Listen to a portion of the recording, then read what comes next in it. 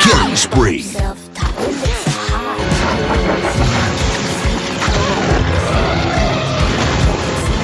Double kill.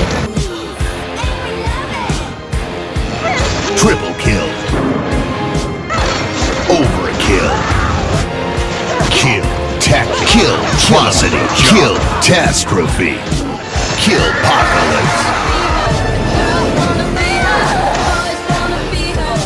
Killionaire. I get it! I mean, come inside, make yourself at home. Told you so. The definition of insanity is doing the same thing over and over again and expecting a different result. At least that's what the voices my friend, who is real, tells me that. Everything is now fine. Ignore the smoke, that's just from the recent explosion.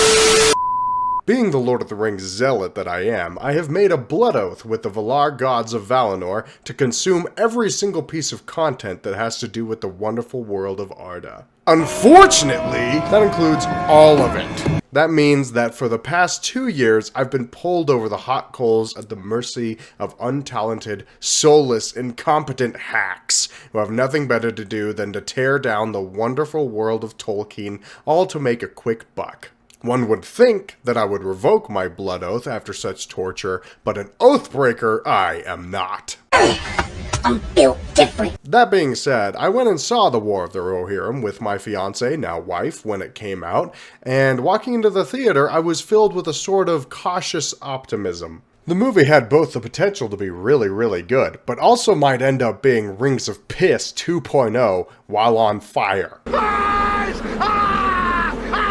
After a whole bucket of popcorn, way too much cream soda, and an absolutely banger soundtrack, we walked out of The War of the Rohirrim as wearied warriors.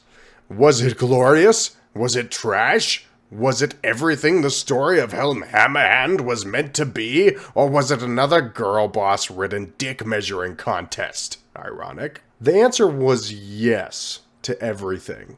Listen, War of the Rohirrim is a lot of things. A great film is not one of them, and a horrifically garbage movie is also not one of them. It's an extremely meh film. I mean, it's alright. I know that sounds like a cop-out, but honestly, War of the Rohirrim has some extremely awesome highs and extremely illogical lows. There were truly some moments that made you feel like you had been transported back to Jackson's awesome landscape of Rohan, filled with the amazing architecture, epic battles, beautiful horses, and an Oliphant's level of testosterone. But there were also some really stupid moments, devoid of all logic, characters with flimsy motivation at best, and believe it or not, some utterly unpleasant animation. How much did this film cost, I wonder? Too much! Now, as the Tolkien professor that I am, hey, if you can just make up crap and call yourself the Tolkien professor, then people who've had passing glances at Middle-earth maps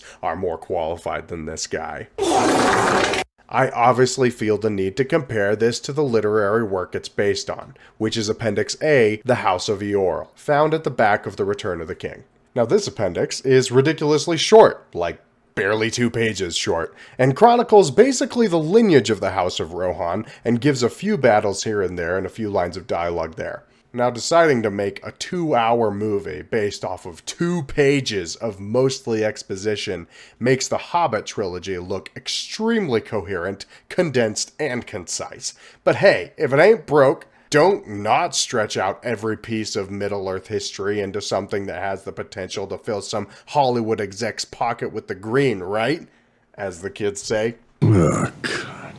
That being said, there are a lot of actually really, really good scenes that I think do the literary work justice. First off, everything that has Helm Hammerhand as the central focus is amazing. You know, like the appendix did. Brian Cox has the perfect voice to go with this giant commanding presence brought out in this animation. The despair he feels at the passing of his sons, spoiler alert, and the rage mode he goes into when avenging their deaths was pretty cathartic.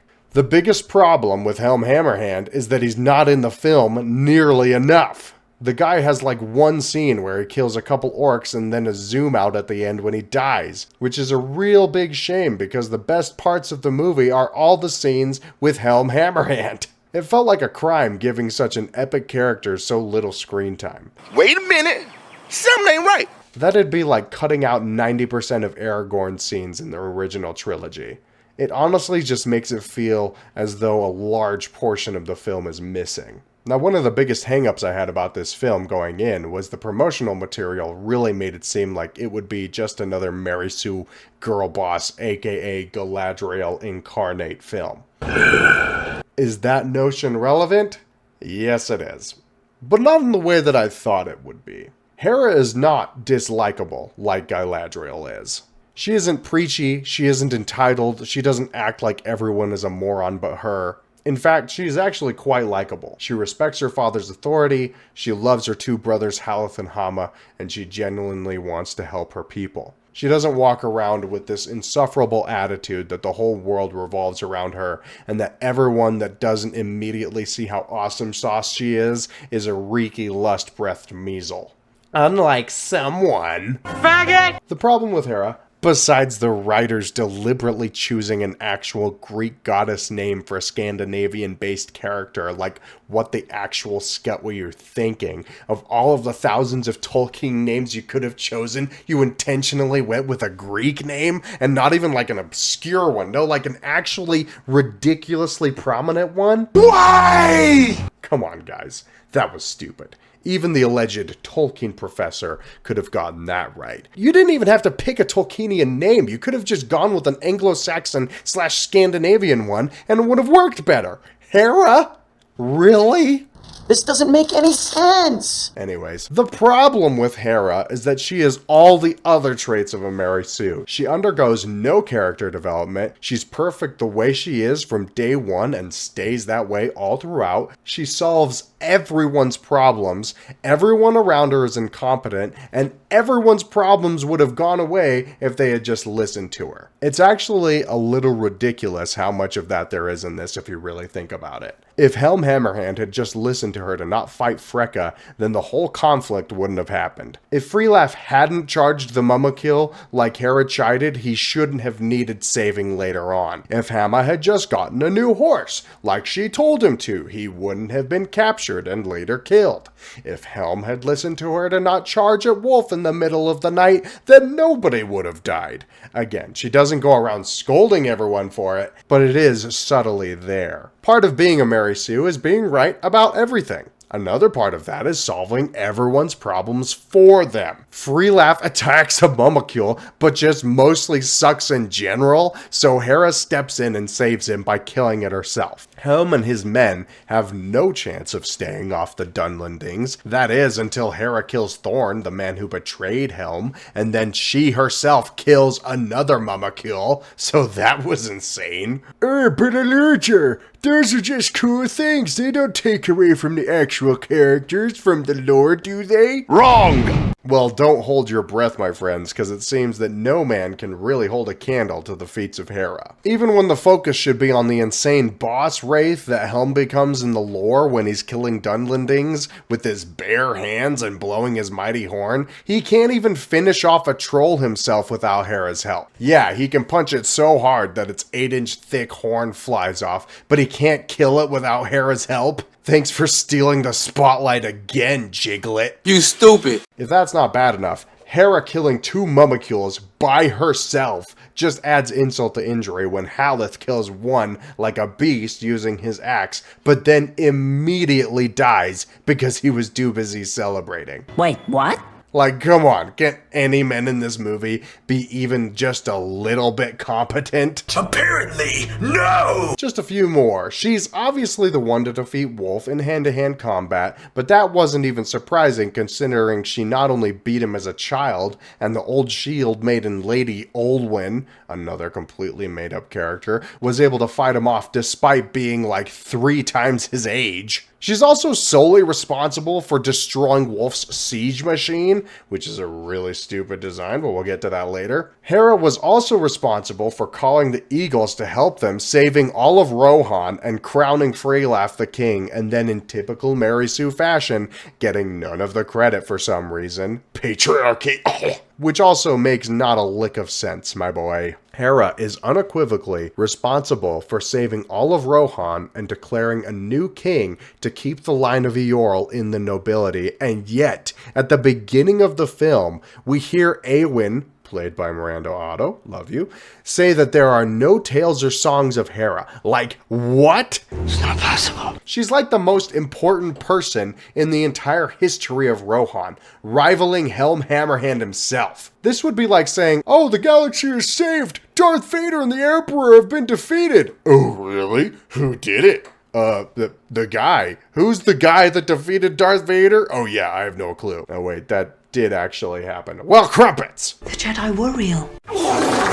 Warner Bros. J.J. Abrams is not a director you should be taking inspiration from. It all just reeks with a resentment for the actual characters in Tolkien's Legendarium in favor of telling the story of the self-inserted feminist icon, using Middle-earth yet again as a backdrop for no, not the story Tolkien wrote, but the one you wrote. Hera also isn't the only one with flimsy character motivation. The main villain is insanely flimsy on what he's actually wanting to do. After Helm kills his father, Wolf tries to tell Hera to leave or she'll be harmed by Freka's men, which screams to me that he genuinely cares for Hera, only for his main motivation to go from not wanting to kill Helm and his sons, but also to killing Hera. Like, what? It's shaky motivation already for Wolf wanting Helm dead, for killing his father, since we clearly see that he has a bad relationship with his father anyways, and is probably better off without him.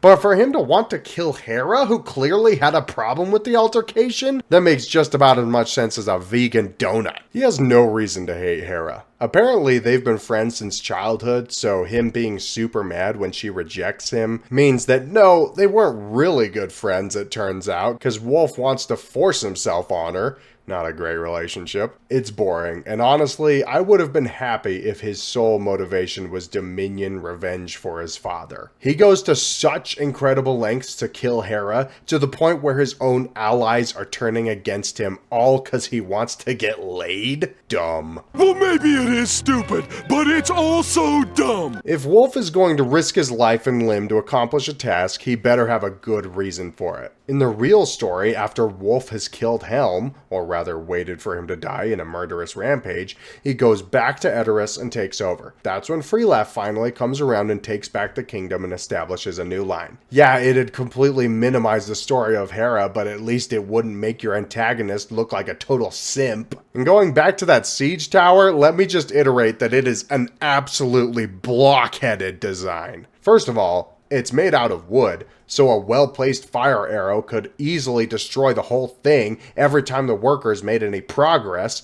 Second off, it has a deliberate bottleneck where only 1 or 2 soldiers can come in at a time. If literally one archer can make it so that your entire army can't advance, that's a dumb strategy. And the whole thing is just dumb in the sense that if your strategy is to build a siege weapon that allows you to climb over the wall, may I interest you in a ladder? You have the numbers, you could use all that wood you're making to build this freaking massive dunghill of a siege weapon to build like 50 ladders. It worked for the Uruk-hai, it'd work for y'all. It's all an attempt to be different enough from the 2 towers, which is all fine and good, but it doesn't help if your equivalent of different is also retarded. Think about that.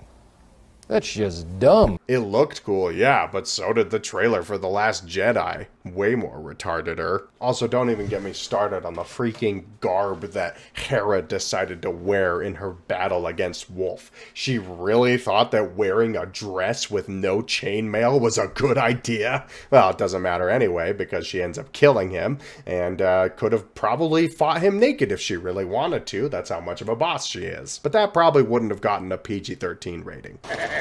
Okay, I know I'm just ranting at this point, which you knew was going to happen, but my last gripe with this film was the aesthetic. My question is just why? Why are we going anime style for a super Western story? There were characters that straight up looked like they were playable in Final Fantasy. Don't get me wrong, I'm also a fan of anime, but this type of animation style made the whole thing feel disjointed and very anti-Middle-earth, honestly. Something with an artistic style like Prince of Egypt or Sinbad or Justice League would have felt more in place. It also probably didn't help that 4 different studios were handling animation, because there are some parts that look super wonky. And whenever we got a waist-up shot of a character running or riding a horse, I almost burst out laughing.